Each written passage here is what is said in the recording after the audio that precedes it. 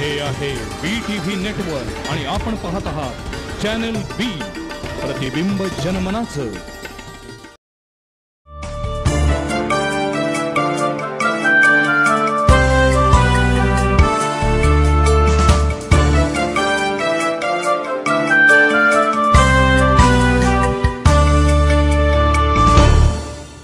नमस्कार. संवाद प्रतिवाद या आमच्या विशेष कार्यक्रमामध्ये आपल्या सगळ्यांचं मनापासून स्वागत. गणेशोत्सव आता अवघ्या काही दिवसांवरती येऊन ठेपलेला आहे आणि आपल्याला माहिती आहे गणेशोत्सव म्हणजे जशी कार्यकर्त्यांचा उत्साह, लगबग, धावपळ असते तसंच पोलीस दलावरती सुद्धा प्रचंड मोठी जबाबदारी असते. खरं तर कोणताही सार्वजनिक सण उत्सव असो पोलिसांची जबाबदारी वाढते. कोणतीही निवडणूक असो पोलीस लागतातच. VIP दौरा असो पोलीस हवेत. कायदा सुव्यवस्थेसाठी पोलीस हवेत. इतकंच काय, वाहतूक कोंडी टाळण्यासाठी सुद्धा पोलीस हवेत. पोलिसांवरची जबाबदारी वाढत चाललेली आहे, त्यांच्याकडनं असलेल्या अपेक्षा वाढत चाललेल्या आहेत. पण पोलिसांच्या सुद्धा समाजाकडून काही अपेक्षा असतात. कायदा सुव्यवस्था राखणं हे केवळ पोलिसांचं काम नसतं, तर कायदा सुव्यवस्था राखण्याची जबाबदारी समाजाची पण असते, तुमची आमची पण असते. गणेशोत्सव शांततेमध्ये आणि आनंदानं पार पडावा यासाठी गेले काही दिवस, खरं तर गेली काही वर्ष म्हणूया आपण, पोलीस दलानं सातत्यानं प्रबोधनाची भूमिका घेतलेली आहे. विशेषतः डॉल्बी मुक्त गणेशोत्सव ही संकल्पना कोल्हापुरामध्ये रूढ होतीये. यावर्षी अनेक गणेशोत्सव मंडळांनी डॉल्बी मुक्त गणेशोत्सव या संकल्पनेला अतिशय चांगला प्रतिसाद दिलेला आहे. या पार्श्वभूमीवरती एकूणच कोल्हापूर जिल्ह्यातील लॉ अँड ऑर्डर आणि पोलीस दलाची भूमिका याबद्दल आज आपण बोलणार आहोत. आणि त्यासाठी आज आमच्या स्टुडिओमध्ये आलेले आहेत कोल्हापूर जिल्ह्याचे पोलीस अधीक्षक माननीय श्री मनोज कुमार शर्मा सर. सर, आपलं स्वागत. नमस्कार. नमस्कार सर. सुरुवातीला म्हटलं त्या पद्धतीनं आता गणेशोत्सव तोंडावर आहे. गेली कित्येक वर्ष सातत्यानं प्रबोधन होतोय की डॉल्बी मुक्त गणेशोत्सव ही यावर्षी सुद्धा आपली संकल्पना आहे. तुम्ही वेगवेगळ्या माध्यमातून वेगवेगळ्या कार्यक्रमातून आवाहन केलेलं आहे, चांगला प्रतिसाद मिळतोय. अनेक मंडळांनी जाहीर केले डॉल्बी लावणार नाही. तरी सुद्धा ऐन गणेश विसर्जन मिरवणुकीमध्ये जर काही मंडळांनी अट्टहास करून डॉल्बी लावली तर त्यांच्यावरती काय कारवाई होऊ शकते आणि कारवाई तशी होणार का प्रत्यक्षामध्ये? ते जेव्हा मी कोल्हापूरमध्ये पोस्टिंग झाली तेव्हाच मी डॉल्बीचं नाव ऐकलं. त्याच्या पूर्वी मला माहीतच नव्हतं की डॉल्बी सारखं काही आहे की नाही. कारण की माझी पोस्टिंग विदर्भामध्ये होती, मराठवाड्यामध्ये होती. त्या ठिकाणी डॉल्बीचा काही प्रकार नसतो. ओके. जो काही प्रकार असतो तो छोटे वाद्ययंत्रांचाच असतो. आणि या ठिकाणी येऊन जेव्हा आपण गणपतीच्या मागील वर्षामध्ये विसर्जन झाला तेव्हा मला वाटलं की आपला गणपती विसर्जन थोडंसं वेगळं आहे, खूप मोठ्या स्तराचा वेगळा गणपती आहे. आणि ज्या पद्धतीमध्ये पुण्यामध्ये आपण करतो, ज्या पद्धतीमध्ये मुंबईमध्ये करतो, त्या पद्धतीमध्ये आपले खूप उत्साही कार्यकर्ता या जिल्ह्यामध्ये आहे. ते खूप चांगली गोष्ट आहे. ते एकदम त्या गोष्टीला आपण दुजारा दिला पाहिजे की एवढा उत्साह आहे. परंतु या मध्ये जेव्हा आपण डॉल्बीमध्ये जातो तेव्हा आपल्याला त्याचे खूप दुष्परिणाम. डॉल्बीचे दुष्परिणाम याबद्दल आता इतक्यांदा सांगून झाले लोकांना माहिती आहे. पण तरी सुद्धा मुठभर कार्यकर्त्यांच्या आग्रहासाठी किंवा त्यांच्या इच्छेसाठी आणि मग कार्यकर्त्यांना दुखावायचं नाही म्हणून मग हे डॉल्बीची टूम निघते. ते त्याचं बेसिक कारण कसं आहे की आपल्याकडे राजकारण खूप जास्त आहे.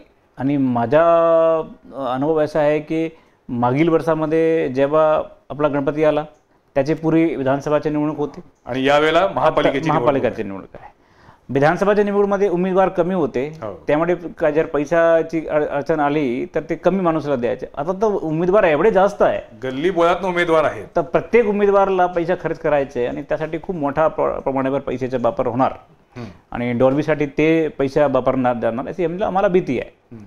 आणि त्या भीतीच्या अनुषंगाने आम्ही दोन भूमिका ठेवलेली आहे. एक भूमिका की आम्ही चांगले माणसांना सोबत घेऊन जो काही डॉल्बी लावणारे माणूस आहेत त्यांचे पण जाऊन त्याला प्रबोधन करून त्यांना त्याच्यावर प्रवृत्त करायचे. ओके. डॉल्बी लावू नका म्हणून त्यांना आधी प्रवृत्त करायचे. आणि त्यामध्ये काही माणसांनी चांगला प्रतिसाद दिला, आम्हाला चांगला त्याचा रिझल्ट पण मिळाला. काही चांगले मंडळांनी ते स्वीकार केला. कारण की यावेळीचा उत्सव आपल्या दुष्काळाचे प्रसंग आणि दुष्काळ काही छोटा मोठा दुष्काळ नाही, खूप मोठा दुष्काळ आहे. आणि या दुष्काळासाठी ते महाराष्ट्रामध्ये आहे त्यामुळे सर्वांची एक जिम्मेदारी आहे की त्या दुष्काळामध्ये काहीतरी आपल्याकडून झालं पाहिजे. त्यामुळे काही चांगले मंडळ आता पुढे येत आहे. ते त्यांचं सांगणं असं आहे की आम्ही जो पैसा खर्च करतो डॉल्बीवर किंवा काही दुसऱ्यावर त्या पैशाला आम्ही दुष्काळामध्ये देऊ. अच्छा. आणि यासाठी पोलिसांचा पाठिंबा त्यांना खूप जोरदार पद्धतीमध्ये आम्ही दिलेले आहे. बरोबर. त्यासाठी आम्ही 2-3 मुद्दे सांगितलेले आहे की डॉल्बी न लावणारे जो मंडळ आहे त्या मंडळांची आरतीमध्ये SP स्वतः येणार. बरं. नंबर 1. नंबर दुसरा, त्या मंडळाचा जो अध्यक्ष आणि उपाध्यक्ष आहे त्याला आम्ही पोलीस मित्र बनवणार. Very good. ओके.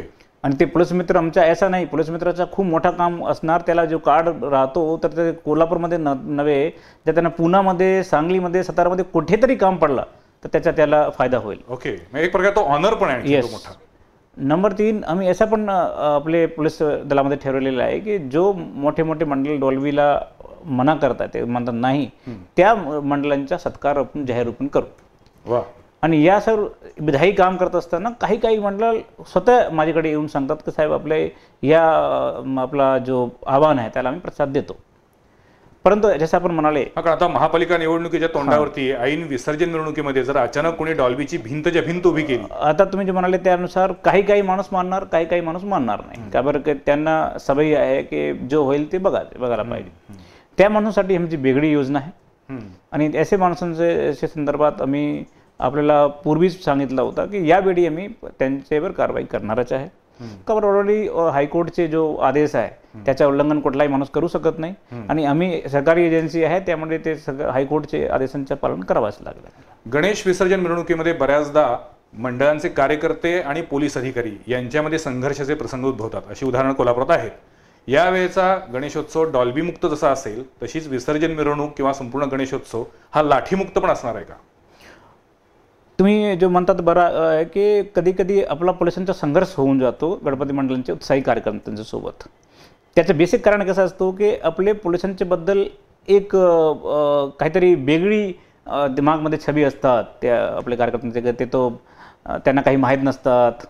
गणपतीचा उत्सव काय ते त्यामध्ये ते आम्हाला उत्साह करून देत नाही, साजरा करून देत नाही. परंतु ते एक बाब लक्ष करायला पाहिजे की ते आपण सर्व गणपती भक्त आहे आणि सर्व आपल्या घरामध्ये गणपती मनवतात. आमचे कर्मचारी असेल, अधिकारी असेल किंवा मी असेल. आणि त्यामुळे आमच्याकडून काही चूक झाली, काही काम करत असताना काही थोडा काठी लागली, काही लागला किंवा काही एखाद्याला चुकून काही बोललं झालं तरी लगेच त्यावेळेला मात्र ती मॉब सायकोलॉजी वेगळी असते, त्यामुळे इमिजिएटली तिथं सगळं वातावरण बिघडून जातं. येस. पण त्यामध्ये आम्ही आता का केलेलं आहे की आम्ही या सर्व संदर्भात चुनौतीपूर्ण संदर्भात या मुद्द्यावर एक पोलीस मित्रमंडळ गणपती मंडळाची स्थापना केलेली आहे. नाही, म्हणजे तुम्हाला दरवेळेला एक मोठी अडचण काय असते की तुम्हाला तारेवरची कसरत करावी लागते. म्हणजे एकीकडे कायदा सुव्यवस्था आणखीन तो वचक तर ठेवायचाच आहे, त्याला कंट्रोल तर तुम्ही पोलिसांनी करायचंच आहे त्या संपूर्ण मिरवणुकीवरती, पण त्याच वेळेला कार्यकर्त्यांच्या भावना दुखावणार नाहीत याची काळजी घ्यायची आहे. यासाठी तुम्ही कर्मचारी किंवा जो काही शिपाई असतो तुमचा शेवटचा जो काही तळागाळातला तुमचा कर्मचारी असतो त्याचं काही प्रबोधन, त्याला काही वेगळे ट्रेनिंग दिलेत का? नाही, त्यासाठी 2 मुद्दे. एक तो आमच्याकडून काही चूक झाली नको, नंबर 1 होना नहीं चाहिए. और अगर हो भी जाती है किसी कारण से तर आपले जो कार्यकर्ता मंडळ आहे त्यांना ते समजून घेतलं पाहिजे की काम करत असताना झालेली चूक आहे आणि काम करत असताना झालेली चूक आम्ही करणार, दुसरा कोण करणार? आम्ही 24 तास रोडवर राहतो. त्यामुळे जो जास्त काम करतो त्याच्यावर चूक होणार, ते घर बसलेले माणसांची चूक होणारच नाही. जर आमची नोकरी अशी होती की आम्ही 10 वाजता गेला, 5:30 वाजता घरी आलो, लंच आमचा 1-1.5 तासाचा ठेवला तर आम्ही गलती करायचं नाही. आम्ही कागदवर फक्त साईन करायचे. आमचं कागद काम करत नाही, आम्ही रोडवर काम करतो. त्यामुळे गलती तर आमच्याकडे होणारच आहे. पण ते मुद्दा तेच आहे, गलती करत असताना पोलिसांच्या माणसांनी जाणून बुजून किंवा काही आमिषामध्ये येऊन गलती केली का, किंवा ते गलती काम करत असताना झाली गलती आहे. काम करत असताना झालेली जी गलती आहे त्या समाजाला आपल्याला ते गलती दुर्लक्ष करावाच लागेल आणि स्पेशली मीडियाला. आणि या संदर्भात मला कोल्हापूरची मीडियाचा धन्यवाद करायचे या आपल्या माध्यमातून. 1.5 वर्ष झाले मला आता या जिल्ह्यामध्ये एकही असा मुद्दा त्यांनी उचलला नाही. खूप गलती होते आमच्याकडे, असा नाही गलती होत नाही, तरी पण त्यांना माहिती आहे की ती गलती काम करत असताना झालेली गलती आहे. त्यामुळे ते दुर्लक्ष करतात आणि चांगले कामाला बाहेर घेतात. त्यामुळे मला वाटत नाही की याची काही अडचण येणार. तरी जर काही याची अडचण आली तर त्यासाठी पण आम्ही का केलेलं आहे आता की पोलिसांच्या काही चांगले माणसांना घेऊन पोलिसांचा एक मित्रमंडळ गणपती मंडळ बनवलेले आहे. सर, तुम्ही आता म्हणाल, मी थांबवतो 1 मिनिट, की जर एखादी चूक झाली तर त्या चुकीमागचा हेतू तपासला पाहिजे. जर मुद्दामहून चूक केली असेल तर त्याला पनिशमेंट झालीच पाहिजे. 100%. पण जर अभावितपणे चूक झाली असेल तर त्याच्याकडे दुर्लक्ष करावं किंवा त्याला विसरून जावं. पण जर मुद्दामहून चूक करणारे काही अधिकारी कर्मचारी जर पोलीस दलामध्ये असतील, म्हणजे नॉट ओन्ली गणेशोत्सव, एकूणच आपण जनरली कायदा सुव्यवस्थेच्या बद्दल बोलतो, तर अशांवरती कठोर कारवाई आपण करणार आहात का? केलेली आहे. आम्ही पूर्वी सांगितलं होतं आपल्याकडे जेव्हा मागील वर्षामध्ये आलो तेव्हा की आमच्याकडे करप्शन गपून घेणार नाही. आणि त्या आधारेवर आम्ही काही पोलिसांच्या माणसांनी न ओनली सस्पेन्शन बल्कि त्यांना काढलेले आहे बाहेर. ओके. खात्यामध्ये राहायची गरजच नाही. जर तुम्ही आपले वर्दीचा आपले खाकीचा मान ठेवू शकत नाही तर तुम्हाला पोलीस खात्यामध्ये राहायचंच गरजच नाही. असे काही माणूस केलेले आहे. नंबर एक. नंबर दुसरा, आपले जो अधिकारी जो गलती करतात आणि गलती करतात पैशासाठी किंवा काही आमिषमध्ये करतात, त्यांच्या कुठलाही आम्ही आजपर्यंत पाठिंबा दिलेलाच नाही. परंतु ज्या माणसांच्याकडे गलती काम करत झाली तर कुठलाही प्रेशर माझ्यावर आला पण मी ऐकत नाही. कारण मला प्रेशर येतात. अच्छा. मीडियाचा प्रेशर असतो, समाजाचा प्रेशर असतो, कधी कधी राजनीतिक नेत्यांचा प्रेशर असतो की त्याच्यावर कारवाई करा करा करा. पण काही वेळा करा म्हणून किंवा काही वेळा करू नका म्हणून असं दोन्ही प्रेशर असतं. परंतु आम्ही आपले कर्मचारी अधिकाऱ्यांनी सोबत घेऊन चाललेले आहे. तुम्ही 1.5 वर्षापूर्वी ज्यावेळी कोल्हापुरात चार्ज घेतला होता त्यावेळी याच संवाद प्रतिवादमध्ये आला होता, त्यावेळी तुम्ही ज्या गोष्टी सांगितल्या होत्या त्याच्यामध्ये आणि आजच्या परिस्थितीमध्ये आउटपुट काय असं वाटतं तुम्हाला? गेल्या 1.5 वर्षामध्ये तुम्ही काय साध्य केलं? आपण बघा, एक तो पोलीस युनिट कमांड एक आहे. SP ने जो बोलला ते बोलला, SP जो म्हणतात ते म्हणतात. पूर्वी जशी 10 दिशेला 10 तोंड, 10 दिशेला 10 तोंड नाही, ते आता नाहीये. नाही. अच्छा. मी जो डिसिजन घेतला या जिल्ह्याचे चांगल्यासाठी त्या डिसिजनला सर पाठिंबा देतात आणि त्याच्यावर काम करतात. नंबर एक, ते खूप मोठी गोष्ट असतात जिल्ह्यामध्ये जिल्हा चालवायसाठी. नंबर एक. नंबर दुसरा, आपण बघा, कुठलाही ऐसा आरोप पोलिसांच्यावर नाही ज्या आरोपावर पोलिसांना निर्लज्जपणे किंवा त्याची शरम येण्याचं काम होईल, नामुष्की जसं तुम्ही म्हणतात. आणि ऐसा नाही की काही मोठे प्रॉब्लेम आले नाही. आपल्याकडे लोकसभा चुनाव आला, आपल्याकडे विधानसभा चुनाव आला, आपल्याकडे ग्रामपंचायत चुनाव आला आणि पोलिसांच्यावर नेहमी ते ठपका असतो की ते पक्षपात करतात. पण कुठलाही एक कर्मचारीवर, अधिकारी सोडून द्या, कर्मचारीवर कुठलाही ते आरोप झालेला नाही. त्याचं कारण एवढाच आहे की आपले जिल्ह्याची प्रत्येक कर्मचारीची, प्रत्येक अधिकारीची पोस्टिंग बदली मी करतो. आणि मी करतो म्हणजे मी करतो. दुसरा काहीच माणसाच्या काही त्यामध्ये ते राहत नाही की ते त्यांची आहे का, ते त्या दलचं आहे, ते फलाणे पॉलिटिशियनचे आहे, ते काही नाही. आणि ज्या माणसाने कुठल्याही पॉलिटिशियनच्या माझ्याकडे फोन करण्याचा प्रयत्न केला त्या माणसाला मी निश्चित करतो की त्यांची पोस्टिंग करायचीच नाही. त्याला कंट्रोल रूममध्येच ठेवायचे आणि त्याला पनिशमेंट द्यायचे. कारण त्याचं कारण असं आहे की या जिल्ह्यामध्ये एक थोडीशी वेगळी सवय होती. या जिल्ह्यामध्ये असा होता की जो काही येते प्रत्येक माणूस एक माणसाला पकडून बसलेला आहे. एक फलाणे आमदार साहेब, फलाणे जिल्हा पंचायत साहेब, फलाणे सर, ते मी एकदम बंद. पोलीस यंत्रणेमध्ये राजकीय हस्तक्षेप खूप मोठ्या प्रमाणात होता हे मी मान्य करतो. आणि आता आपण बघा, ट्रान्सफर असला तर मी स्क्रीन लावून ट्रान्सफर करतो. अतिशय पारदर्शीपणानं सगळ्या त्याकडे मी येणारच आहे. पण पुन्हा एकदा बोलूया आपण गणेशोत्सव, आणखी महानगरपालिका निवडणूक. आता गणेशोत्सवाच्या बरोबरीनं पुढच्या महिन्यात महापालिका निवडणूक होणार आहे. त्याच्यामध्ये अनेक हौसे नवसे गवसे सगळेच असणार आहेत. त्यावेळी सुद्धा आपल्याला काही विशिष्ट प्रभागांवरती नजर ठेवावी लागणार आहे. विधानसभेच्या वेळेला तुम्ही जसे काही संवेदनशील मतदारसंघ केले होते तसे महापालिका निवडणुकीसाठी काही संवेदनशील प्रभाग केलेत का? आणि एकूणच काय स्ट्रॅटेजी असणार आहे? काही वेगळी आपण त्यासाठी पथकं तयार करणार आहात का? मला वाटत आहे की विधानसभा निवडणूक जो होता, ग्रामपंचायत निवडणूक होता, त्याचे जास्त संघर्षशील निवडणूक आपला महानगरपालिका. खरं आहे, अगदी खरं आहे. का बरं, कोल्हापूरची एक खासियत मला वाटत आहे, या ठिकाणी पार्टीबाजी जास्त नाही, या ठिकाणी व्यक्तबाज जास्त आहे. माणूस कोण, त्यामुळे घटक इतके जास्त आहे आणि संघर्ष एवढा जास्त आहे की या संघर्षमध्ये महानगरपालिका एवढा सोपा होणार नाही. ते ज्याची जाणीव मला आहे, पूर्णपणे जाणीव आहे. परंतु त्याची तयारी आम्ही खूप आधीपासून सुरू केलेली आहे. आणि त्यामध्ये कोणकोणचे प्रभाग असे हे ज्या ठिकाणी संघर्ष होऊ शकतो, कोणकोणचे असे माणूस आहेत ज्यांचे आतमध्ये संघर्ष होऊ शकतो, या सर्वांची आमच्याकडे पूर्ण तयारी आहे. सगळ्यांची कुंडली तयार करून ठेवली तयारी आहे आमच्याकडे. नंबर एक. नंबर दुसरा, पोलिसांच्यावर काही आक्षेप नको. आम्ही जो करतो ते निष्पक्ष करतो. तुम्ही कोण दलाचा आहे, तुम्ही कोण माणूस आहे, तुमच्या सोबत कोण आहे, तुमचे पाठीमागे कोण आहे, त्याचं आम्हाला काही लेवायला द्यायला नाही. आणि त्या आधारेवर आता आम्ही जिल्ह्यामध्ये मागील महिन्यामध्ये 11 माणसांचा हत्यार केला आणि आता कोल्हापूर सिटीमध्ये हत्यार करणार.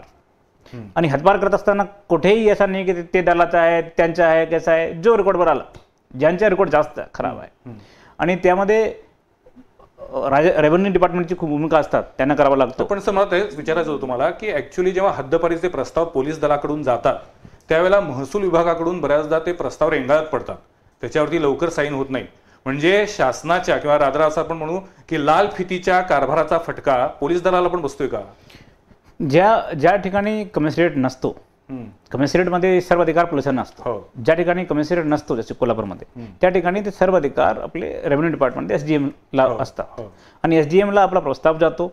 SDM च्या प्रस्तावावर सहमत झाला पाहिजे आणि सहमतीनंतर त्यांच्याकडे जो काही पावर आहे त्याचा वापर करून ते कधी कधी ते सहमती दर्शवतात, कधी कधी असहमती दर्शवतात आणि कधी कधी पेंडिंग ठेवतात. पण पेंडिंग पडण्याचं प्रमाण जास्त आहे. मला तेच बोलायचे, पेंडिंग नको, तुम्ही कॅन्सल करा. जर सहमत नसेल तर कॅन्सल करा, काहीतरी निर्णय द्या. आणि त्या आधारेवर आता आपल्याकडे एक 55च्या नवीन ते आम्ही शोधून काढलेले आहे. 55 56-57 अंतर्गत करतात बॉम्बे ऍक्ट अंतर्गत SDM. 55च्या अंतर्गत SP ला अधिकार आहे की जर काही टोली दिसली, गँग दिसला आणि त्या गँगमध्ये प्रत्येक माणूस काही क्राईममध्ये सामील होत असेल तर ते SPच्या स्तरावर करायचे. आणि त्या आधारेवर मी खूप माणसांचे हातभार आपल्या जिल्ह्यामध्ये केलेले आहे आणि त्यामध्ये ते कोर्टामध्ये जाऊन माझ्या विरोधामध्ये लढतात, आम्ही फाईट करतो, कधी जिंकतो, कधी जिंकतो, हारतो, ते चालतात, पण ते आपण करताय. आता मागील 3-4 दिवसापूर्वी मी एक मोका लावलेला आहे. आणखी काही असे MPDA आणि मोका आम्ही लावणार. आपल्या जिल्ह्याचा जो गुन्हेगारी आहे त्या गुन्हेगारीच्या बद्दल मला आपल्याला एक सांगायचं आहे. आपण 1.5 महिन्यामध्ये बघा कुठलाही गँगवार जर झाला असेल तर नंबर 1. नंबर 2 खंडणीचे जे गुन्हा होते इचलकरंजीमध्ये खूप मोठ्या स्तराचा प्रॉब्लेम होता. पण इचलकरंजीमध्ये खंडणीचा कुठलाही गुन्हा दाखल नाही. एक गुन्हा जो दाखल आहे ते आम्ही स्वतः करून घेतलेला आहे त्या माणसाला जबरदस्ती त्याला सबक शिकवण्यासाठी. खंडणी तो आपले इचलकरंजीमध्ये एवढा प्रॉब्लेम होता खंडणीचा. त्याचा मुलगा गेला, त्याच्यावर खंडणी. त्याचं कारण कसं आहे? त्याचं कारण असं आहे की आम्ही आमचे अधिकारी आणि कर्मचाऱ्यांनी फ्री हँड दिलेले आहे. त्यांच्या विरोधामध्ये जो काही प्रॉब्लेम येतात त्याच्या मागे आम्ही राहतो, तुम्ही करा ना. आणि जेव्हापासून आपण अपराधींच्यावर बचक ठेवत नाही आणि अपराधी काय एक माणसाला पकडून घेतात, मोठे माणसांना, तर मोठे माणसांना आपल्याकडे फोन करत असताना ते थोडीशी त्यांना बाटला पाहिजे की मी कोणासाठी फोन करतो. मी आपले गावाचे प्रत्येक जिल्ह्याचे आमदार साहेब, खासदार साहेब, बाकी जो पुढारी आहे त्यांच्यासोबत माझे खूप चांगले संबंध आहे. ते मला कधीही फोन करतात, कधीही मला कुठल्याही कामासाठी सांगतात की साहेब ते मुद्दा आम्ही आपल्यासोबत शेअर करायचे असतो. मी नेहमी त्यांचं स्वागत करतो. आपण कुठलाही खासदार आमदार साहेबांना विचारून घ्या, त्यांच्याशी संवाद आहे परंतु त्यांच्याकडचं प्रेशर नाही. ते आले माझ्या ऑफिसमध्ये तर माझे GR मध्ये जो लिहिलेले आहे त्यामध्ये मी खुर्चीवर उभे राहून त्यांचं स्वागत करतो. परंतु ते तेव्हापर्यंत आहे जेव्हापर्यंत ते काही चुकीचं काम मला सांगत नाही. चुकीचं काम जर मला सांगितलं तर मी कुठल्याही माणसाची कधीही ऐकली नाही आणि ऐकणार नाही. चुकीचं काम म्हणजे चुकीचं काम.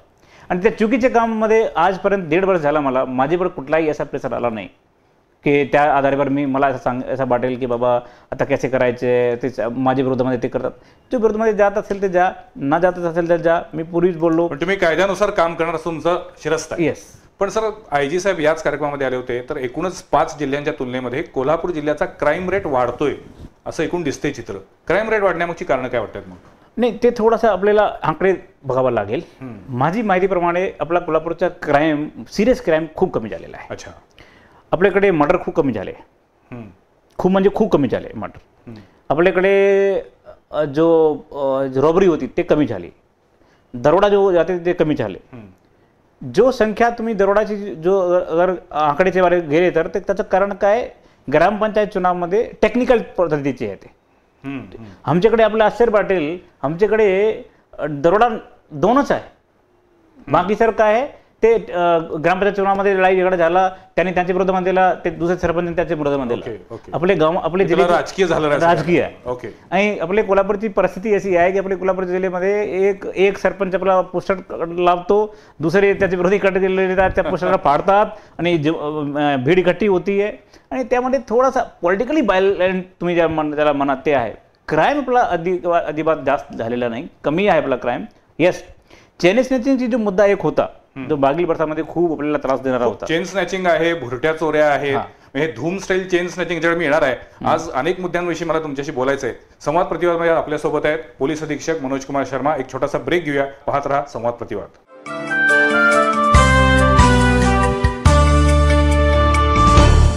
निसर्गाच्या कुशीत, हिरव्यागार तुलईत, ऐतिहासिक पन्हाळ्यानजीक साकारतंय 58 फार्म हाऊसचं परिपूर्ण नगर, पूजा ग्रीनलँड. 1, 2 आणि 3 BHKचे 700 ते 1,500 चौरस फुटांचे स्वतंत्र आणि ट्विन फार्म हाऊसेस. ताणतणाव, धावपळ, दगदग, प्रदूषण, गोंगाट यापासून दूर निसर्गरम्य वातावरणात आधुनिक सोयीसुविधांयुक्त. पूजा ग्रीनलँड मधील तुमचं फार्म हाऊस म्हणजे मनशांतीचं, रिफ्रेश होण्याचं डेस्टिनेशन. पहिल्या फेजच्या पूर्ततेनंतर दुसरी फेज गतीनं पूर्णत्वाकडं. त्यामुळं बुकिंगसाठी उशीर करू नका. संपर्क पूजा बिल्डर्स अँड डेव्हलपर्स, भक्ती पूजा नगर, मंगळवार पेठ, कोल्हापूर. योग ऋषी स्वामी रामदेवजी महाराज यांच्या कल्पनेतून आणि प्राचीन आयुर्वेदाच्या दिव्य शक्तीतून साकारलंय पतंजली चिकित्सालय. राजारामपुरी 7व्या गल्लीत वर्धमान नगर मध्ये सुपर बाजारच्या स्वरूपात सुरू आहे पतंजली चिकित्सालय आणि पतंजली सुपर शॉपी. प्रत्येक उत्पादन तुम्ही थेट हाताळू शकता, पाहू शकता. विविध औषधी चूर्ण, काढा, बटी, भस्म, रसायनं यासह पतंजली तूप, सौंदर्य प्रसाधने, साबण, टूथपेस्ट, मध, च्यवनप्राश अशी पतंजलीची मिठापासून पिठापर्यंतची दर्जेदार उत्पादनं मिळतील पतंजली आयुर्वेद शॉपीमध्ये. खुद्द रामदेवजी महाराजांनी सन्मानित केलेल्या कोल्हापुरातील राजारामपुरी 7वी गल्ली इथल्या पतंजली चिकित्सालय आयुर्वेद शॉपीला तुम्हीही भेट द्या आणि निरामय जगण्याचा आनंद घ्या. आपुलकीच्या आणि आदरातिथ्याच्या झाडाला लज्जतदार बहर. हॉटेल केटरी म्हणजे समाधानाचा आणि स्वादाचा अनुभव सुखकर. हॉटेल केटरी आता सज्ज झालंय नवनवीन टेस्टी इनोव्हेटिव्ह डिशेसनी. अस्सल कोल्हापुरी ते चायनीज, महाराष्ट्रीयन ते मोगलाई, पंजाबी डिशेससह थाई, इटालियन फूड, इंडियन आणि continental cuisine with best atmosphere, prompt service आणि ऑथेंटिक टेस्ट, आलिशान रूम्सचं, प्रसन्न लाऊंजचं आणि डिलिशियस फूडचं. हॉटेल केटरी म्हणजे lunch, dinner, party, get together, conference यासाठीचं परफेक्ट डेस्टिनेशन. विनम्र सेवा आणि वाजवी दर. दर्शनी ग्रुपचे हॉटेल केटरी, शिवाजी पार्क, कोल्हापूर. निसर्गाच्या कुशीत, हिरव्यागार तुलईत, ऐतिहासिक पन्हाळ्यानजीक साकारतय 58 फार्म हाऊसचं परिपूर्ण नगर. पूजा ग्रीनलँड. 1, 2 आणि 3 BHKचे 700 ते 1,500 चौरस फुटांचे स्वतंत्र आणि ट्विन फार्म हाऊसेस. ताणतणाव, धावपळ, दगदग, प्रदूषण, गोंगाट यापासून दूर. निसर्गरम्य वातावरणात आधुनिक सोयीसुविधांयुक्त. पूजा ग्रीनलँड मधील तुमचं फार्म हाऊस म्हणजे मनशांतीचं, रिफ्रेश होण्याचं डेस्टिनेशन. पहिल्या फेजच्या पूर्ततेनंतर दुसरी फेज गतीनं पूर्णत्वाकडं. त्यामुळं बुकिंगसाठी उशीर करू नका. संपर्क पूजा builders and developers, Bhakti Pooja Nagar, Mangalwar Peth, Kolhapur.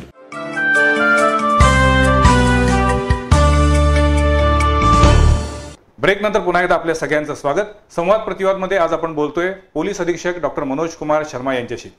Sir, आत्ता आपण सांगत होता की कोल्हापूर जिल्हा पॉलिटिकली सेन्सिटिव्ह आहे, ते सगळ्यांना माहीत पण आहे. त्यामुळं अनेक गुन्ह्यांना राजकीय झालर असते किंवा राजकीय रंग लागलेला असतो. पण मगाशी तुम्ही ज्या मुद्द्याला होतात की गेल्या काही महिन्यांमध्ये, गेल्या काही वर्षांमध्ये चेन स्नॅचिंगच्या गुन्ह्यांमध्ये प्रचंड वाढ झालेली आहे. महिलांमध्ये भीतीचं वातावरण आहे. पुन्हा जो दरवेळेचा प्रश्न असतो तोच आहे की पोलिसांचा वचक कमी झाला का, पोलिसांचा धाक कमी झाला का, लहान सहान चोऱ्या होत आहेत.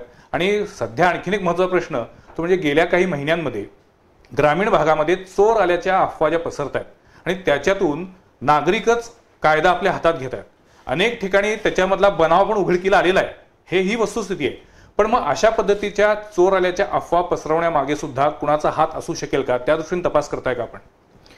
आपले 2 मुद्दे आहे. एक मुद्दा आहे चेन स्नॅचिंग, आणि त्या चेन स्नॅचिंग मध्ये आपल्याला मागील 4 महिन्यामध्ये खूप चांगला यश आलेला आहे.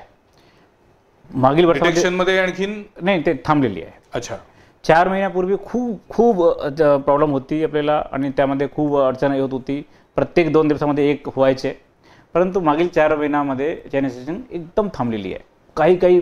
कधी एक 15-20 दिवसामध्ये काही एक प्रकारची घटना. तुम्ही रेकॉर्डवरील गुन्हेगारांवरती कॉन्सन्ट्रेशन केलं होतं? येस, त्यामध्ये काही स्ट्रॅटेजी बनवून घेतलेली होती आपण, आणि त्यामध्ये बेलगाव आणि त्यामध्ये नेपाळी आपले कर्नाटकाचे, त्यामध्ये ते सर्व टीम मिळून काम केलं होतं. त्यामुळे चांगला यश आला.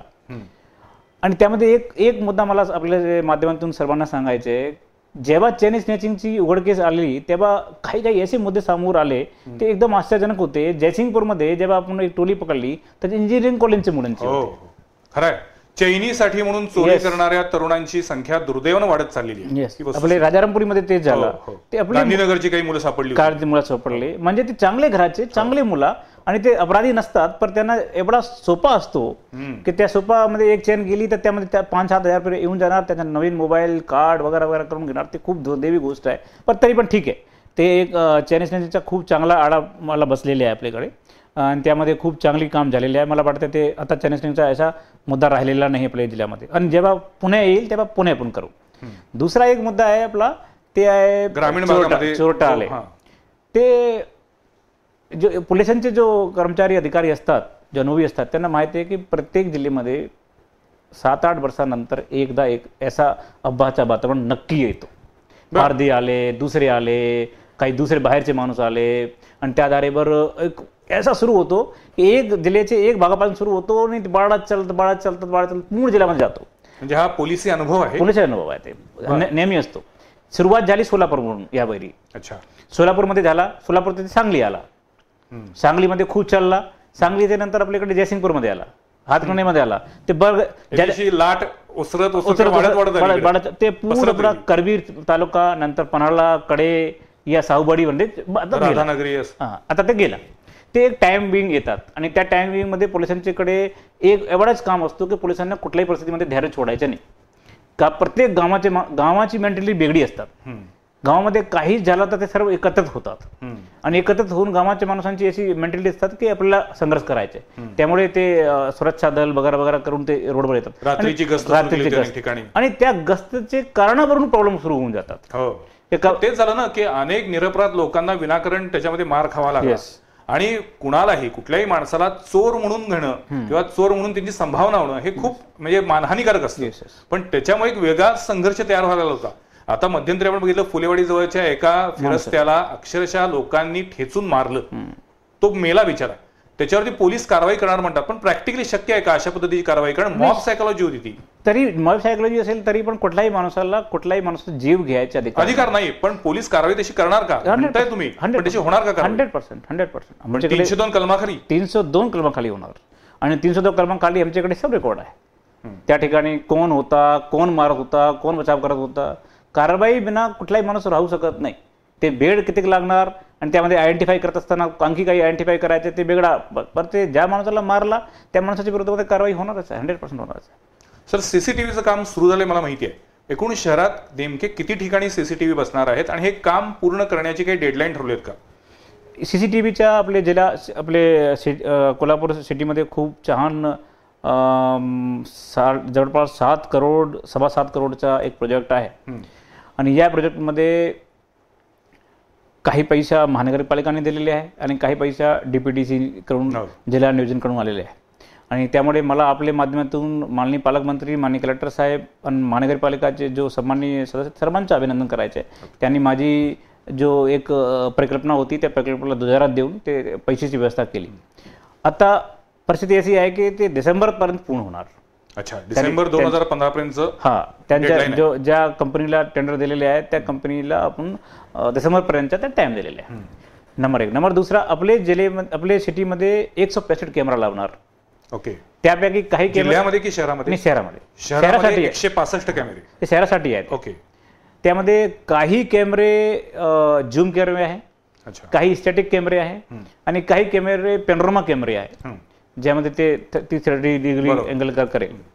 आणि जो ठिकाण निश्चित केलेले आहे ते 65 ठिकाण निश्चित केलेले आहे. अच्छा. ते 65 ठिकाण कसे निश्चित केलेले आहे त्याच्यासाठी खूप 2 महिन्याचा आम्ही खूप मोठा अभ्यास केला होता. ज्या ठिकाणी जास्त गर्दी राहतात, जे चौराहे खूप महत्वपूर्ण चौराहे आपल्यासाठी, ज्या ठिकाणी लॉ अँड ऑर्डरची शक्यता नेहमी असतात किंवा ज्या भागामध्ये आपले गुन्हेगारी प्रवृत्ती जास्त आहे असे ठिकाण आपण 65 ठिकाण निश्चित केलेले आहे. आणि 65 ठिकाणांमध्ये आपण आपले कॅमेरा लावणार. SP ऑफिसमध्ये कंट्रोल रूम आम्ही आता उभे करत आहे आणि ते कंट्रोल रूम खूप एकदम आधुनिक कंट्रोल रूम राहील आणि त्या कंट्रोल रूममध्ये 12 स्क्रीन लावणार आणि ते 12 स्क्रीनवर आपल्याला 24 तास पोलिसांचा माणूस त्या ठिकाणी बसून ते वेगळी शिफ्टमध्ये ते स्कॅनिंग करणार. कुठे का चालू आहे, का प्रॉब्लेम आहे. आता हे शहरापुरतं आहे, भविष्यात संपूर्ण जिल्ह्यामध्ये होणार आहे का? ते काही नियोजन आहे का? ते डिपेंड करतात निधीवर. बरोबर. पुन्हा एकदा तो प्रश्न निधीवरती DPTC किती देते किंवा संबंधित नगरपालिका किती देतात असेल, पण तुमचा प्रयत्न असणार आहे. आमचे प्रयत्न करून आम्ही बडगावमध्ये नगरपरिषदेची खूप चांगली मदत घेऊन, काही चांगल्या माणसाची मदत घेऊन बडगावमध्ये लावलेले आहे 32 कॅमेरे. अच्छा. त्याच्या PCO आपले ठाणेमध्ये आहे, गडिंग्लजमध्ये लावलेले आहे. गडिंग्लजमध्ये महालक्ष्मीची यात्रा होती, त्या यात्रामध्ये आम्ही ते लावला आणि ते परमनंट आमचे झाले. काही ठिकाणी आमचे प्रयत्न करून करतात, पण त्यामध्ये बेसिक पुढाकार घेणारी जो संस्था आहे ते महानगरपालिका, नगर परिषद, नगर निगम वगैरे आहे आणि ते पुढारी जो आपले असतात त्या गावाचे, त्यांना जर सिक्युरिटीचा चांगला अभ्यास असला तर ते करतात. परंतु आपली भूमिका आहे की पूर्ण जिल्ह्यामध्ये असं झालं पाहिजे. सर, कायदे खूप आहेत, त्याचं इम्प्लिमेंटेशन कसं आणि कितपत होतं हा प्रश्न असतो. आता उदाहरणामध्ये कोल्हापूर जिल्ह्यातील ट्रॅफिकचा म्हणजे शहरातील वाहतूक कोंडीचा प्रश्न गंभीर बनत चाललाय. खरं तर पीक आवर्समध्ये शहरात हेवी व्हेकल्स येऊ नयेत असा कायदा आहे, त्याबद्दलचे आपण फलके लावलेले आहेत. तरी सुद्धा शहरामध्ये अनेकदा खुलेआम पद्धतीनं असे हेवी ट्रक्स किंवा हेवी व्हेकल्स येत असतात. अशा वेळेला वाहतूक कोंडी कमी करण्यासाठी पोलीस दलाकडे एकीकडे मॅन पॉवर कमी आहे, मनुष्यबळ कमी आहे, हा प्रश्न सुटणार कसा? कायद्यांचं अंमलबजावणी तेवढी कठोरपणे का नाही केली जात? मग ते मुद्दा बेसिकली ट्रॅफिकचा जो मुद्दा असतो ना, ते सिर्फ कानूनचा मुद्दा नसतो, मेंटॅलिटीचा मुद्दा. लोकांचं पण त्यात सहभाग असला पाहिजे, लोकांनी पण समजून घेतलंच पाहिजे. पण आता जर समजून ऐकत नसतील लोक तर शेवटी काय कारवाई केलीच पाहिजे. कारवाई डेफिनेटली झालीच पाहिजे, पण त्यामध्ये 2-3 मुद्दे आहेत त्यांच्यावर आपल्याला लक्ष करणं खूप आवश्यक आहे. सर, आता आमच्या ऑफिसच्या खाली, बीनेच्या ऑफिसच्या खाली जो कॉर्नर आहे तिथे उजवीकडे वळू नये असा बोर्ड आहे, पण सर्रासपणे वाहनं उजवीकडे वळत असतात आणि रोज 2-3 लहान मोठे अपघात आणि 15 ते 20 लोकांचे एकमेकांशी वादावादी बाचावाची हे प्रकार होतात. कायदा पाळायचा नाही असं लोकच करतात, पण त्याच्यावरती आता काही ना काही कंट्रोल पोलिसांनी केला पाहिजे. ट्रॅफिकची कोंडीच्या बद्दल काही दुमत नाही, कोल्हापूरमध्ये खूप मोठी कोंडी आहे, पण त्याचे मागेचे कारण जर तुम्ही बघितले ना तर आपल्याला क्लिअर होईल की त्याचं कारण काय. बेसिकली नंबर 1 कारण काय, आपला शहर पुराणा शहर आहे आणि त्या शहरामध्ये जो आपली रोड आहे किंवा आपला जो गली आहे ते खूप लहान आहे आणि घर एकदम रिहायशी घर आहे. अनफॉर्च्युनेटली काय झालं की पार्किंगसाठी जो जगे पाहिजे ते आपल्याकडे नाही, आणि त्यामध्ये महानगरपालिका पूर्णपणे अस्फल झालेली आहे. ते म्हणायमध्ये काही हरकत नाही, कारण मी 1.5 वर्षापासून प्रयत्न करतो की काही पार्किंगसाठी जगे पाहिजे, पार्किंगसाठी जगे द्या. ते पार्किंगसाठी जगे नाही, आणि जो जगे पार्किंगसाठी दिलेली आहे किंवा आहे त्याचा चांगला उपयोग होत नाही. त्याचा परिणाम कसा होतो की गावाचे माणसांचे, आपल्याला माहिती आहे कोल्हापूरमध्ये वाहन खूप जास्त आहे, कारण आपले कोल्हापूरचे माणसांना खूप शौक आहे वाहनाचा, पण ते कुठे थांबायचे, कुठे. जसे आता तुम्ही बघा आपल्या महालक्ष्मीचा परिसर आपल्या सर्वांसाठी खूप अभिमानाचा गोष्ट आहे. तरी पण शिवाजी चौक वरून तुम्ही जर गेले भवानी मंडपपर्यंत तर एकही मार्ग करत असताना मला खूप त्रास आला, आणि त्यावेळी मी जिल्हा परिषदला रिक्वेस्ट केली की आपला जो स्कूल आहे जिल्हा परिषदचा ते पार्किंगसाठी द्या आम्हाला, आणि त्यांनी काही शर्त दिली की या शर्त पूर्ण करा, या शर्त पूर्ण करा. आम्ही सर्व शर्त पूर्ण केली, 4 महिन्यापर्यंत तेच काम केलं की ते जर पार्किंग मिळाली तर त्या पार्किंगचा खूप छान उपयोग आपण मेन राजाराम स्कूलमध्ये होऊन जाईल आणि आपला पूर्ण ट्रॅफिक त्या ठिकाणी द्यायला आपली महालक्ष्मी चांगली दिसणार. पण राजकारण काही दिवस नंतर त्यांनी ठराव करून घेतला की नाही आम्हाला द्यायचेच नाही स्कूल. ते त्यांचं म्हणणं आहे की स्कूल कसे द्यायचे, ते आम्ही तर ग्रामीण भागामध्ये जिल्हा परिषद मध्ये काम करतो, सिटीचा मुद्दा आहे. अरे बाबा, सिटी असेल ग्रामीण असेल, कोल्हापूर आपला आहे ना, आणि खरं ते मेंटॅलिटी वेगळी आहे आपली. मला असं वाटत आहे पार्किंगची जागा जर दिली ना तर पोलिसांना खूप सोपा होतो काम करायचे. माणूस सांगतो कुठे जाऊ साहेब, सांगा ना, जगा द्या ना साहेब, कुठे जायचंय, मी इथं गाडी लावत नाही, कुठे लावत. आणि कुठलाही शहर जेव्हा विकास करतो तेव्हा त्यासाठी पार्किंगची गरज अत्यंत आवश्यकता आहे. तरी पण असं बोलून मी सांगत नाही की पोलिसांची काही भूमिका नसतात, पोलिसांची भूमिका आहे, पण ते पण आपल्याला लक्ष करावं लागेल की माझे कार्यकालमध्येहीच ते सिग्नल आले, आणि त्या सिग्नलच्या कारणावरून कमीत कमी एवढा तर होत आहे की आपण काही चोरे चांगले करून घेतले. अदरवाईज मी जेव्हा आलो होतो तेव्हा मी तराणी चौक बघितला होता, सायबर चौक बघितला होता, बाकी चौक बघितली, सर्व ठिकाणी कुठे जात आहे कुठे आता काही माहिती नव्हतं. कमीत कमी आपल्याला एवढा डिसिप्लिन झाली. परंतु मला असं वाटत आहे की या डिसिप्लिनच्या नंतर पोलिसांनी जेव्हा त्यांच्यावर खूप मोठी कडक कारवाई केला पाहिजे, त्या पद्धतीची कारवाई करत असताना एवढाच प्रॉब्लेम येतात की आपल्याकडे आंदोलन एवढे जास्त असतात प्रत्येक गलीमध्ये. मला ते आपले शिवाजी चौक ते भवानी मंडपपर्यंतच्या ते बीचच्या आपला डिवायडर करण्यासाठी 4 महिने लागले मला. त्यांना बोलवा, त्यांना समजून घ्या.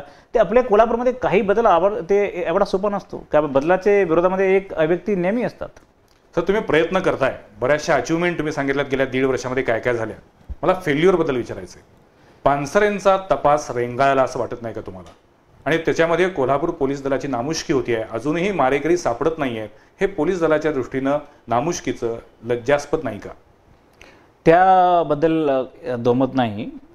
आम्ही कुठल्याही परिस्थितीमध्ये बोललो की नाही आम्ही खूप सक्सेस झाले आणि सक्सेस आहे काही सक्सेस, परंतु पानसरे साहेबांच्या मर्डरचे बद्दल आम्ही सक्सेस झालेली नाही आणि त्या सक्सेस झाले नाही त्याच्या कारणावरून नेहमी आमच्यावर ते टीका होणारच आहे की आम्ही ते तपास चांगल्या पद्धतीने केला नाही आणि चांगल्या पद्धतीने केला नाही, त्यामुळे आम्ही मार्गदर्शकापर्यंत पोहोचलो नाही.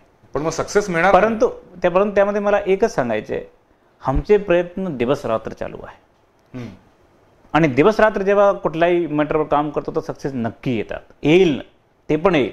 परंतु कधी कधी काही मुद्देवर काही केसावर आपल्याला जास्त टाइम द्यावा लागतो, थोडा धैर्य करावा लागतो आणि साहेबांची जी पर्सनॅलिटी होती ती पर्सनॅलिटी एवढी मोठी होती, एवढा मोठे जीवनाचा त्यांचे सार्वजनिक जीवन होतं की त्यामध्ये काम करत असताना थोडा टाइम लागणारच आहे. परंतु मी आपल्याला ते सांगतो, आपण मीडिया जगतमध्ये आहे, आपल्याला माहीत असेल काही मुद्दे टाइम घेऊन काढतात आणि पोलिसांच्या ज्या पद्धतीचं काम चालू आहे मला वाटत नाही SIT ॲडिशनल DG रँकची ऑफिसरच्या निर्देशनाखाली आम्ही काम करतो, त्यामुळे मला वाटत नाही की त्यामध्ये ऐसा होईल की आम्ही टोटली असफल होणार, आम्ही सफल होणार. टाइम किती लागेल तुम्ही सांगू शकता असं ठामपणानं की काही झालं तरी पानसरे हत्येचा तपास कोल्हापूर पोलीस दल लावणार म्हणून? कारण एकीकडे पुण्यामध्ये दाभोळकर सरांच्या हत्येचा तपास तसाच रेंगाळलेला आहे, पुढे काय चाललेलं आहे हेच समजत नाही. हीच परिस्थिती कोल्हापुरात होणार नाही? मला नाही वाटत की कोल्हापूरमध्ये ते परिस्थिती होणार, कारण की आम्ही सुरुवातपासून या केसामध्ये ते कुठल्याही गलती केलेली नाही. नंबर 1, आपल्याला लक्षात असेल या केसामध्ये ज्या दिवशी घटना घडली त्या दिवशीपासून आम्ही एक IPS ऑफिसरला त्याचा आयोग केला. त्याचं कारण कुठल्याही दबावामध्ये नाही, त्या माणसांचे IPS ऑफिसर आहे, त्यांनी संपूर्ण ताकद लावलेली आहे. आपण सरकारने त्यांच्यावर SIT निर्माण केलेली आहे आणि SIT मध्ये एक खूप इमानदार ऑफिसर जो आपल्याकडे SP होते त्यांचे निर्देशन संजय कुमार साहेबांच्या आम्ही काम करतो. मला वाटत नाही की त्यामध्ये आम्ही असफल होईल, आम्ही काम करतो. फक्त एवढंच आहे की यस, ते मी मान्य करतो की टाइम लागत आहे आणि त्यामुळे कधी काही गावाचे माणसांनी चांगले बुद्धिजीवींनी असं वाटत असेल. पण तुम्ही तपासाच्या बाबतीत तरी समाधानी आहात का? Yes, definitely. जो तपास चालू आहे आम्ही जो तपास करत आहे त्यामध्ये आम्ही समाधानी आहोत. आम्ही खूप जोराने तपास करत आहे आणि मला असं वाटत आहे एक पोलीस ऑफिसर म्हणून की आम्ही नक्की त्यांच्या हत्यारेपर्यंत पोहोचू. ठीक आहे, बघू आपण लवकरच त्याचं आपल्याला उत्तर मिळेल. माझा वेळ संपत चालला आहे. शेवटच्या भागात मला विचारायचं तुम्हाला की खरं तर पोलीस दलामध्ये आता 2 विभाग केलेले आहेत असं मला IG साहेबांनी याच कार्यक्रमात सांगितलं. एक होता तो आपला म्हणजे कायदा सुव्यवस्था बंदोबस्तासाठी आणि एक डिटेक्शनसाठी. हा खरोखर प्रॅक्टिकली आता इम्प्लिमेंट होते की फक्त कागदावरती राहिलेला आहे? नाही, ते नवीन DG साहेबांची आपली संकल्पना आहे आणि त्या संकल्पनामध्ये प्रत्येक ठाण्यामध्ये इन्व्हेस्टिगेशन टीम तयारी सुरू केलेली आहे. काही दिवसापूर्वी ते कागदवर होती, परंतु आता 2 महिन्यापासून ते कागदवर राहिलेली नाही. आता असं झाला की सेशन कोर्टाचा जो गंभीर गुन्हा असतो त्याचे तपास त्यांनाच करायचे आणि आपल्या जिल्ह्यामध्ये जवळपास मला वाटतं 346 और 348 ते जवळपास गुन्हा त्या बिंग ते तपास करत आहे. त्यामुळे ते सायंटिफिक करत आहे आणि आपल्याला लक्षात येईल कोल्हापूरमध्ये मागील 2-3 महिन्यापासून खूप लाईफ लागत आहे, खूप कन्व्हिक्शन होत आहे. आपण शिक्षेचं प्रमाण वाढलेलं नाही, ते आपण बघा ना, गुन्हे सिद्ध होण्याचं आणि शिक्षा होण्याचं प्रमाण वाढले आणि हा पोलिसांचा यश आहे. यश आहे का? त्यासाठी आम्ही काय केलेलं आहे की आपल्या इचलकरंजीमध्ये एक मॉक कोर्ट तयार केला की हे कोर्ट आहे, घाबरायची गरज नाही. पोलीसचा माणूस का घाबरून जातो कोर्टच्या समोर येऊन, काही सांगतो, 2 माणूस त्यांचे ॲडव्होकेट काही 2 मुद्दे वेगळे सांगतो, आपला माणूस घाबरून मला काही माहिती नाही. असं न करता आम्ही त्यांची प्रॅक्टिकल करण्यासाठी एक कोर्ट रूम बनवलेले आहे आणि तुम्ही 2 महिन्यामध्ये तुम्ही बघितलं असेल तर मला वाटतं कमीत कमी 5 ते 6 माणसांनी आजीवन कारावास झालेले आहे आपल्या कोल्हापूरमध्ये. त्यामुळे ते धीरे ठीक होईल मला वाटतं. तर दुसरीकडं कोल्हापूर जिल्ह्यामध्ये आर्थिक गुन्ह्यांमध्ये सुद्धा प्रचंड वाढ होते आणि दरवेळेला नवीन फंडा वापरून फसवणूक केली जाते. अशा वेळेला पोलीस दलातील जे कर्मचारी अधिकारी आहेत त्यांना सातत्यानं अपडेट करणं किंवा त्यांना कम्प्युटरायझेशन बद्दलची माहिती देणं, ट्रेनिंग देणं हे होते का? कारण गुन्हेगार नवीन आयडिया वापरतात आणि पोलीस मात्र ट्रॅडिशनल पद्धतीनं तपास करतात आणि मग त्याच्यामधनं सर्वसामान्य माणूस मात्र त्यात फसवणूक होऊन तो पेला जातो. ह्याच्यावरती काय करणार? आपले कोल्हापूर पोलीस दलाला आधुनिक बनवण्यासाठी खूप प्रयत्न आम्ही करत आहोत. आपल्याला माहीत असेल की आता आम्ही कंट्रोल रूममध्ये नवीन व्हॉट्सअप देणारे मोबाईल ठेवलेले आहे. त्याच्यानंतर आपली सायबर सेल खूप आधुनिक केलेली आहे. खूप ते नवीन सॉफ्टवेअर घेऊन आलो मी. आपण पुण्यावरून, मुंबई पोलीसवरून जो काही देशामध्ये चांगले सॉफ्टवेअर आहे. इच्छा आहे, तुम्ही प्रयत्न करताय, पण त्याला सपोर्ट आहे का तसा? सपोर्ट माझ्याकडे आहे. एक मला वाटतं 6-7 मुलांची खूप चांगली टीम आहे ओके. ते एकदम एक्सपर्ट झालेले आहे. आता त्यांनी मरण सब झालेली आहे त्यांची. आणि त्या आधारेवर आपण जो आपले गुन्हा आहे कोण सायबर गुन्हा आहे, ते सायबर गुन्ह्यामध्ये आपल्याला खूप चांगली यश येत आहे. आपल्याला मी सांगू इच्छितो की त्या सायबर सेलची मदताने कमीत कमी आपली कोल्हापूर जिल्ह्यामध्ये आतापर्यंत आम्ही 8 ते 10 मर्डर आतापर्यंत होऊन दिले नाही. ते होणार होते, पण ते सायबर टीमची एवढी छान टीम आपल्याकडे आलेली आहे, ते त्यामुळे आम्ही टाळू शकलो. सायबर क्राईम टीममुळे ते गुन्हे रोखले गेले. आता सांगतो आपल्याला जस्ट आता आज पण एक अपहरणाच्या प्रकारचा मुद्दा समाजामध्ये आहे, परंतु काही माणूस फरियाद देण्यासाठी इच्छुक नसतात आणि त्यांची वेगळी त्यांची परिस्थिती असतात, त्यांना भीती असतात किंवा त्यांना काही अंकी असतात. तर आमच्याकडे आला ना तर आम्ही आउट ऑफ वे जाऊन त्यांची मदत करतो आणि आउट ऑफ वे जाऊन मदत करून असे काही केस आपण क्लिअर केलेले आहे. त्यामध्ये मला वाटतं की आपली कोल्हापूर जिल्ह्याची जो सायबर सेल आहे ते खूप मोठ्या स्तराची चांगली झालेली आहे. आता जर आपण SPPSमध्ये आले तर ते बघू, त्यांच्या आम्ही सर्व व्यवस्थित एक वेगळा पद्धती केलेला आहे. काही पैसा निधी आलेला आहे, इन्व्हेस्टिगेशन फंडमध्ये काही पैसा घेतलेले आहे. त्यामुळे आपण सर्व प्रकारचे सॉफ्टवेअर आज आम्ही या ठिकाणी बसून कोणची गाडीचा नंबर जर आला तर आम्ही सांगू शकतो कोणाची गाडी आहे, कुठे गेली, कोण मालक आहे आणि त्याच्या आता पूर्वीचा रेकॉर्ड कसा आहे, ते सर्व आपल्याकडे आलेलं आहे. थोडक्यात पोलीस कर्मचारी सुद्धा अपडेट होत आहेत आणि नवतंत्रज्ञान स्वीकारतात. पोलीस अधीक्षक डॉक्टर मनोज कुमार शर्मा यांच्याशी आपण आज बोलतोय. त्यांनी सांगितलं की आगामी महानगरपालिका निवडणूक असेल किंवा गणेशोत्सव असेल, याच्या संदर्भामध्ये जनतेचा प्रतिसाद, सकारात्मक प्रतिसाद त्यात महत्त्वाचा आहे. पोलीस त्यांचं काम करतायत, कायदा सुव्यवस्था राखण्यासाठी कोणत्याही पद्धतीचं पॉलिटिकल प्रेशर घेणार नाही असंही त्यांनी सांगितलेलं आहे. त्यामुळं आगामी महापालिका निवडणूक आणि गणेशोत्सव शांततेमध्ये आणि कायदा सुव्यवस्था अबाधित राहून पार पडेल अशी आपण आशा करूया. आज आमच्या स्टुडिओमध्ये मनोज कुमार शर्मा सर आले, याबद्दल मी त्यांचे आभार मानतो. पुढच्या सोमवारी पाहायला विसरू नका आणखीन एका विषयावरील चर्चा संवाद प्रतिवादमध्ये. नमस्कार.